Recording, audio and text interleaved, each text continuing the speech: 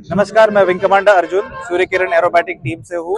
अभी अभी आपने देखा होगा सूर्य किरण एरोबैटिक टीम ने आज जामनगर के ऊपर प्रैक्टिस डिस्प्ले किया है।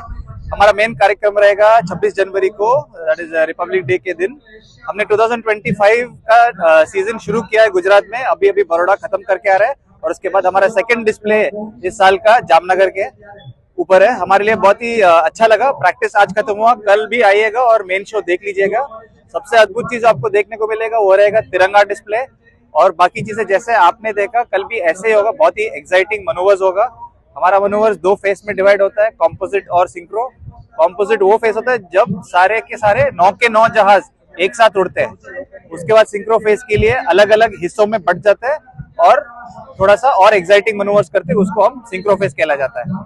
ये टीम सिर्फ इंडिया में नहीं, पूरा एशिया में ही एकलौता 9 एयरक्राफ्ट एरोबैटिक टीम है। तो इस बात को लेके हम सारे इंडियंस को बहुत ही प्राउड होना चाहिए इस चीज को लेके। हमें ambassadors of the Indian air force कहला जाता है। हमारा मेन काम रहता है यूथ को मोटिवेट करना है आर्म फोर्सेस के लिए। तो आई होप आज और कल का शो देख के today's youth are motivated to do something. Hello, મારું નામ જીયાન શાહ છે અને મને એરફોર્સ શો જોવા બહુ ગમી હતી અને એમાં મસ્ત એરમાં એ બધા પ્લેન્સ હતા, એ ગયા હતા ઉપર અને મને ખૂબ મજા આવી હતી।